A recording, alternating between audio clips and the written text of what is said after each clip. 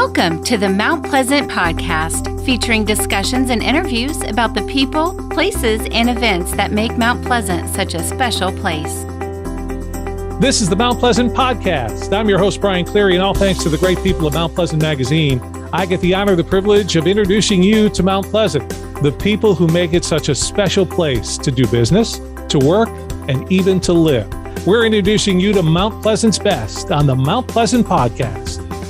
As someone who lives in Mount Pleasant, it's a great place to live, but it's a great place to work, a great place to visit. And now we're getting some, shall we say, affirmation on that from people all across the country. I'm Brian Cleary. Thanks so much for joining me in the Mount Pleasant Podcast. This is where the pages of Mount Pleasant Magazine come alive. And today we're joined by the Honorable Will Haynie, the mayor of the town of Mount Pleasant. Mayor, we are an all-American city for the third time in Mount Pleasant's history. Yep. Take me back a little bit. It was just a couple of weeks ago. You were out in Denver, Colorado, and presented the award. What was that like for you and the group, sitting there waiting to find out whether you won or not, and what happened at that moment that you were actually known and we knew that we were an All-American City Award winner? It was some of the most anxious moments I have had. We went out there 5 years ago. I'd only been mayor about 8 or 9 months, and we, you compete for this. You apply nationwide. They narrow it down to 20 finalists, and this year's finalists included New York City, San Antonio, Mesa, Arizona, Charlotte, and then Decatur, Georgia, who also won. We won. Fayetteville, North Carolina won. Davie County, North Carolina won. There was a real southern sweep. 5 of the 10 awards were between the Carolinas and Georgia, which was pretty cool. Mm-hmm. But we knew we had a strong application, and this year's theme had to be what you are doing and how it affects youth primarily, but of course, by extension, the whole community. And we all know, in a family, what happens with your youth happens to your family. So it wasn't just about youth, as I'll get to in the details in a minute.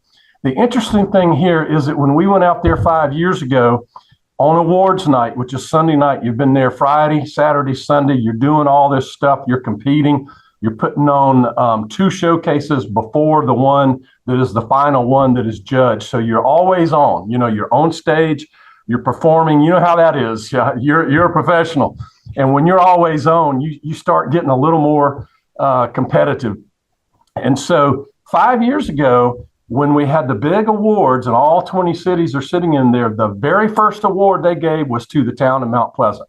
So for the next hour and a half, we're just sitting there having a good time. This time, they gave us our award last. So we sat there for over an hour, and we had 40 people out there, and we took these huge displays. We were very professionally done. And it was pretty, actually. It was commercial grade, like if you were at a trade show or something. It was that good. And we were watching some of these small counties win, and they didn't have the production or the people that we had out there. And we were just thinking, maybe Mount Pleasant's not their cup of tea. Maybe they're more inner city focused or something. But sure enough, we got the last award, and the place erupted, and they told Christy Ann Farrell, our deputy town administrator, who was in charge of this whole project, and I want to give her a shout out. She did a wonderful job. They told her afterwards that we were the crowd favorite, and they wanted to hold us for last and for the last award. So what do you say to that? Thank you. But we were on the edge of our seats. So many people. We had over 40 people out there. Our staff raised between $40,000 and $50,000 of private money to get us out there. And it was a huge production. And we just thought, we can't come away without an award out here. Well, as you were saying that story, I was coming up with the line, it's all because they were saving the best for last, but evidently that's the case. So good for us, although, that had to be pins and needles. You're just sitting, waiting. So let's go into a little bit of the details. Obviously, you had a lot of great information and reasons that Mount Pleasant would be an all-American city. Right. But give us the highlights. Mayor, tell us the 1, 2, or 3 things that you think really put us over the top. In this case, in this competition, for this year, you had to focus on what you were doing to make the lives of the youth in your community better. And I want to tell everybody, because I've already gotten a bunch of comments like, oh no, that's all we need is more people moving here and higher real estate prices. Well, we weren't judged on just what a great town we are, because we know that. I mean, we've got the scenery, we've got the water, the beaches and Shem Creek and Patriots Point and all these wonderful things. That's not what this was about. What we were judged on for this, and we had primarily 4 things. One was the inclusiveness in our workforce of youth and adults with special needs. And so we started off our presentation about Miori's Pizza. Everybody pronounce it Migliori's, but the G silent, like in lasagna. And you know, they built that restaurant for Don Miori's sister to have a productive place to work, and so they could hire people like her. She's special needs. Jill Marie is her name. And so we started off with that, and then we segued right into Just Be, Layla Luna, who helped us get designated as an autism-friendly city. And she told her story with her daughter there about before they moved to Mount Pleasant, they were in a pizza restaurant in California where they used to live. Her son has autism, and he had a sensory overload moment and a meltdown, and the manager told him to leave. You know, imagine telling a family, you got to leave the restaurant, instead of having a little sympathy and a little empathy there. And then we had Debbie Antonelli, a national, you know, nationally famous broadcaster with ESPN and other networks for basketball.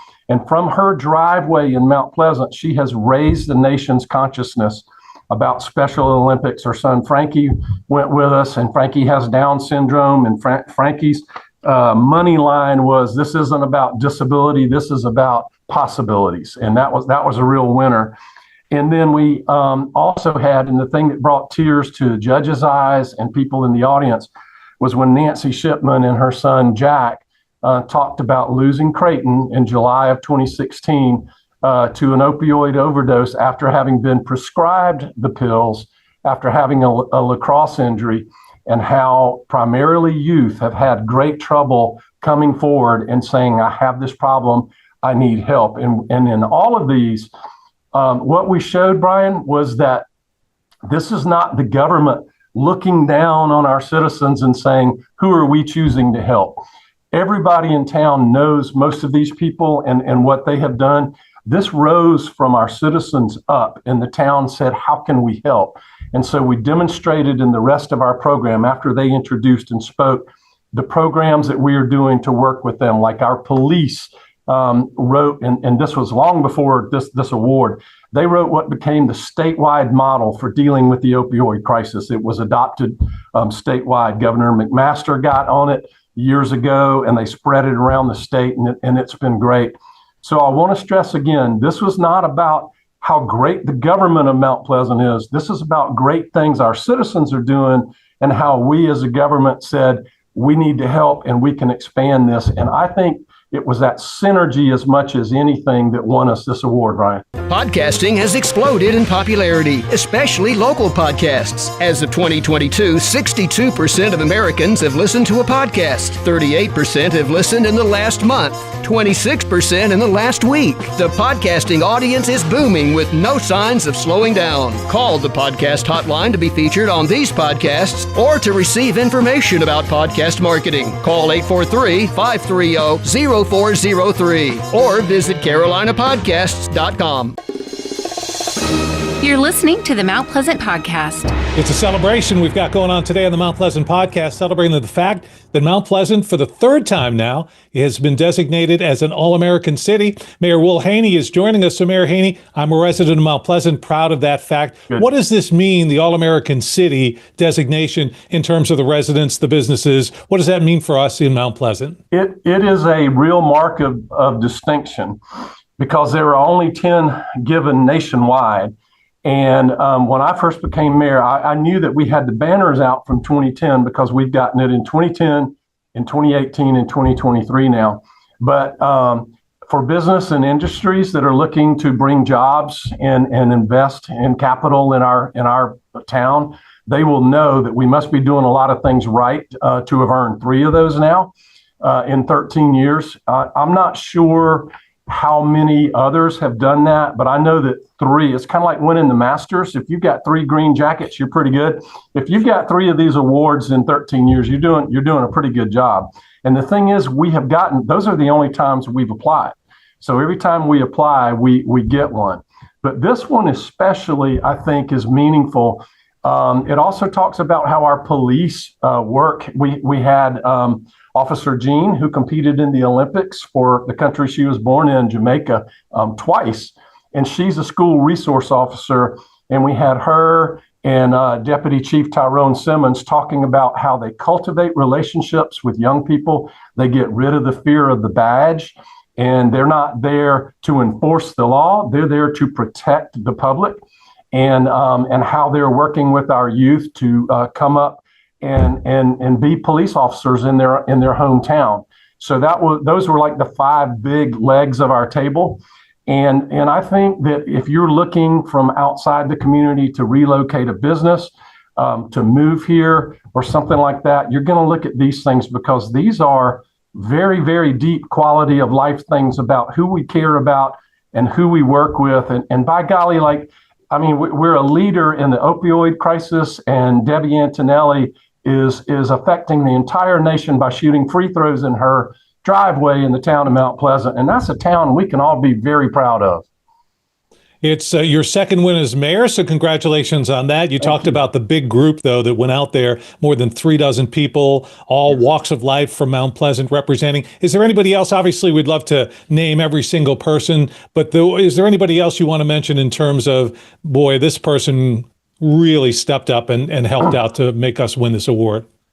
In addition to the ones I just mentioned, Michael Cochran, the immediate past president of the Mount Pleasant Chamber of Commerce, spoke on behalf of especially the autism-friendly designation, that the Chamber of Commerce jumped on that, and the number of businesses, and I think it's 36, have signed up to become autism-friendly businesses, and they'll have a logo to display for that. So families looking to shop, because we know if you have a child with special needs, it's not just that child, it's your whole family. You've got to be able to shop for shoes and clothes and sports equipment for all your children, and it needs to be an environment that's friendly to your whole family, including your special needs child. And this is just a community embracing those who need us the most. And Michael was able to go out there. We had our singers. I don't want to forget, we weren't judged on our cultural presentation, but we had a group of singers who sang the spirituals from our Gullah heritage. And we put front and center the Gullah heritage of our community. And we're recording this on Juneteenth. And, our settlement communities are visible, living reminders of people's first taste of freedom, formerly enslaved people. And we put that out there, and the people loved it. When we had our booth at the, I guess you'd call it sort of like the cultural fair, people came around and learned about your community and all that. When I walked into the exhibition area, there were all 20 set up. The line for hours looked like Starbucks on a Monday afternoon. People were 5 people deep. They were giving away pralines.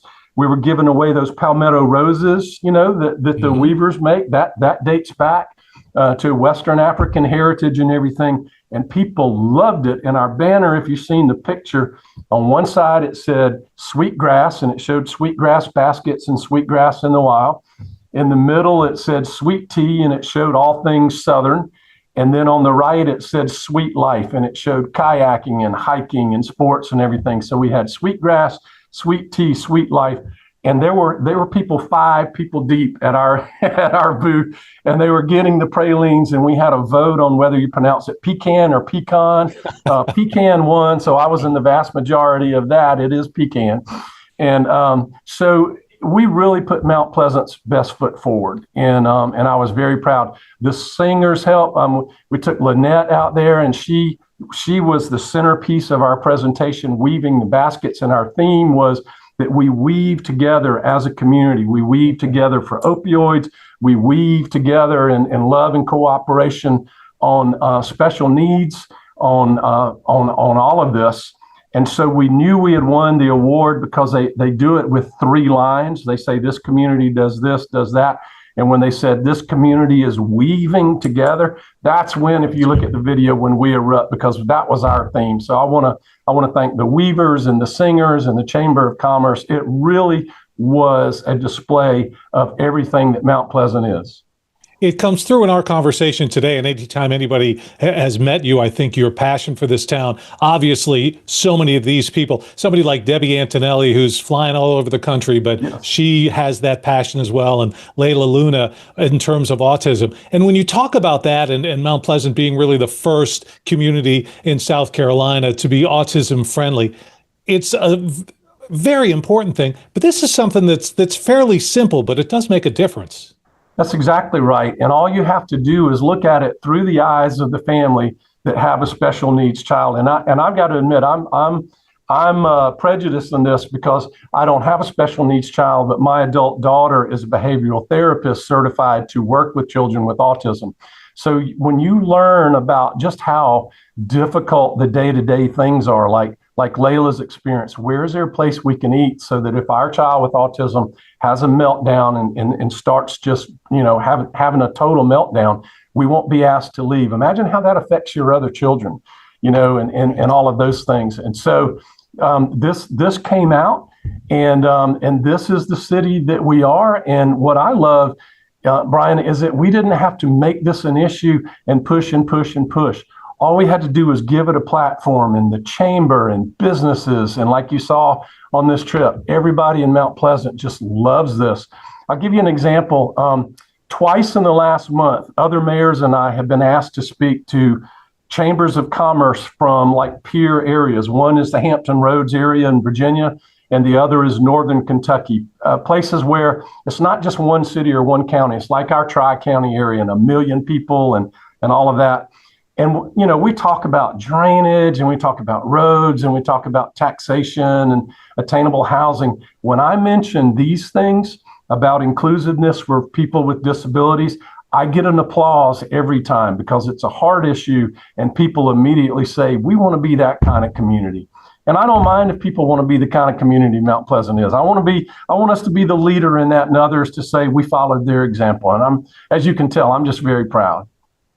As well, you should be. Mayor Will Haynie, our guest here on the Mount Pleasant podcast, as we celebrate the fact that for the third time, Mount Pleasant has been named an All-American City. Now, Mayor, you talked a little bit about the benefits of that and just how it makes us look good. And hey, if we're looking good, we're feeling good. Yes. Does it go beyond that? Are there maybe economic benefits or other benefits as well that we've been designated an All-American City? I don't have a case in point of a national business that relocated here because of it. But I would bet if they are looking around, because the new emphasis for economic development, it's not to have a business park and roads and drainage and three-phase power and loading docks. The new thing is quality of life and values, community values. And they say now those that take companies and corporations around, and I'm very in tune with that with the boards and commissions I sit on regionally as mayor, that they look at the values of your community first. Well, look what we've got to say, that our community cares about and embraces your families, our special needs people, those dealing with opioid addiction and everything. And we're doing it with genuine love and genuine empathy. And I would bet my future, as a person, a politician, whatever you want to say, that will make a difference in some people's minds on whether to locate here and bring jobs here and invest in this community or not. Because we obviously do a lot right. We've got very low taxes. We're investing in infrastructure like crazy. We're fixing drainage. We're way ahead of the fix on that. And we got great recreation and great quality of life, but we also have a real big heart. And it's not just about the ones who are the most successful and have the most money. It's about the ones who need us to wrap our arms around them and embrace them as a community. And doggone if that wasn't proven by that award in Denver last weekend.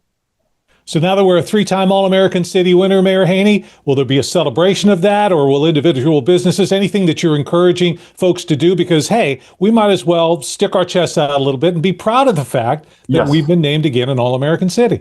Yes, we're going to do several things. One is down at Waterfront Park one night that we have the Friday night at the movies, and we'll recognize and let people see the trophy. I mean, this belongs to the people of the town of Mount Pleasant. This is not just the government's thing. We'll be putting the All-America City banners up again with all 3 years on them. And then the Mioris, who own their wonderful restaurant, right at Highway 41. They're going to have all the people that made the trip and their families to a big celebration there, and we're just gonna enjoy it. I was in the airport with them. I don't know if you've seen the video. We had a 5.5 hour time in the airport, and we just decided to do the little rowing thing.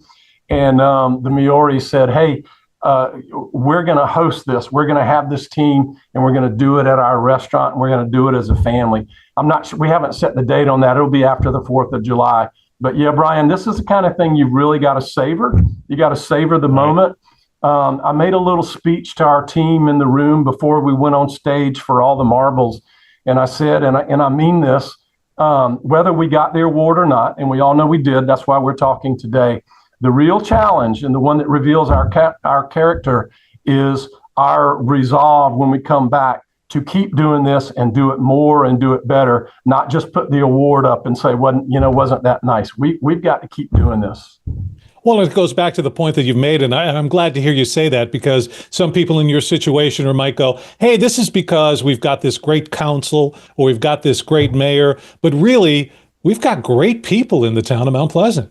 That's exactly right. I hope we have a great council and a great mayor. I think we have both of those, but that's not the point of this, and that's not what the award meant. And I think this shines a light on our citizens making a difference. They're the ones who told their stories, and you can watch it online. I think it's on our town website and Facebook page. You can watch as those stories were presented, and they are the heroes of this story. We came alongside. We didn't start these stories.